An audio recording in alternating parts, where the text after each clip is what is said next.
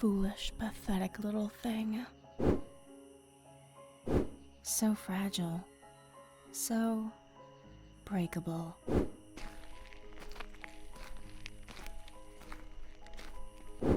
Such a heartless creature. Leaving me alone like that in my time of need.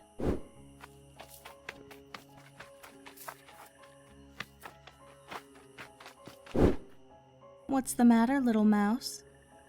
Where are you off to in such a hurry, Where is it that you'd think you would go? Safety? Don't you see, little mouse? I was your protector. I was the difference between life and death for you here in this world. My world.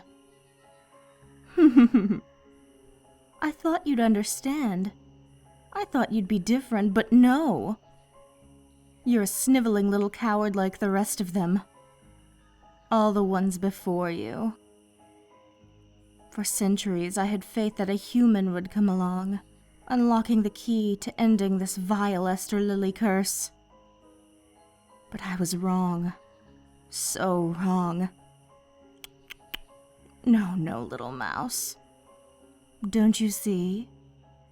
I finally realized that this was my curse all along. Our curse was the curse of hope. This personal hell of believing in a mortal. Clinging to the idea that maybe they would be the one to lift this damn torment. The constant fleeting thoughts of maybes and what-ifs. Wondering if maybe, just maybe, I'd stumble upon that special human that was the key to ending this eternal suffering. But I've been so misguided, little mouse. I've come to realize that the only way to end my suffering is to cause suffering to those who I'd hoped that would be my savior. I didn't want to believe it.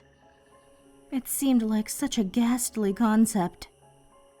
All those times before, I'd seemingly lose control and awake from a daze to find my object of affection's throat torn open, eyes drained of life.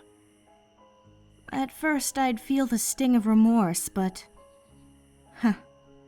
Well then, little mouse, I'd realize that it wasn't remorse that I felt, but shame.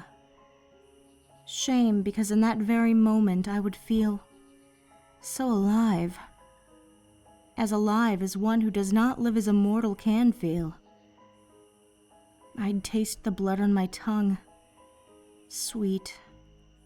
Warm. Like yours was on the first night that we met.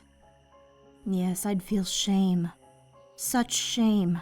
In the realization that the act that had made me feel the most like a monster also gave me the most validation. So maybe that's the irony here, little mouse. All this time I fought off my natural instinct, calling it a curse, as if it were something I could rid myself of. But the truth of the matter is, this curse is simply how we're meant to be. We are meant to be monsters, little mouse. Predators. I see it now. I am the predator, and you are the prey. I used such theatrics in our first encounter to strike fear into your heart, but I see now that those theatrics were simply a way for me to convince myself of what I already knew to be true. You're my prey, little mouse. You've proven it tonight. You're unfit to be my equal. You're a coward who can't even stand by the one who offered you shelter and kindness. You'd simply abandon me in my time of need. What a cowardly little rodent. Who's going to save you now, little mouse? Are you afraid? Afraid as you were on the first night that we met? I see that your eyes are darting about, beady and full of fear, just like the mouse that you are. But I have no patience for your foolishness. You cannot run from me. There's no one out here who could save you. You don't have any friends to call on. Did you think those flea-ridden wolf people would come to your rescue? The lichens would never come to your aid. You're not one of their pack. For all that they could give a damn, they'd likely kill you themselves for reeking of the scent of a vampire. No, little mouse. You've nowhere to run. You've made a terribly poor choice, you know. Such a pity.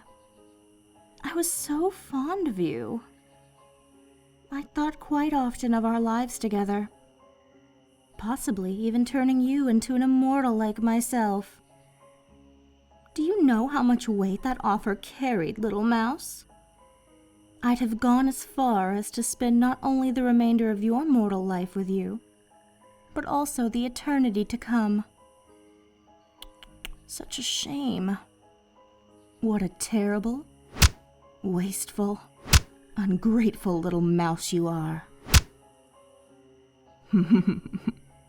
You're fortunate that I find your blood so damn delectable.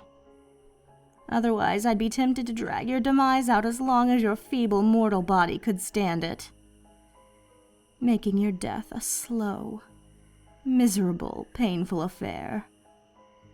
But, now that I've forgone the idea of fighting against my desire, I want nothing more than to, well, let's just say all of this talk has made me frightfully thirsty. Don't you worry, little mouse. Your end will not be painless, but it will be relatively short. I'd love to say that this won't hurt you, but since I won't be trying to spare your life, that would simply be a lie. And lies are awfully unbecoming for a lady like myself. I grow tired of your cowardice.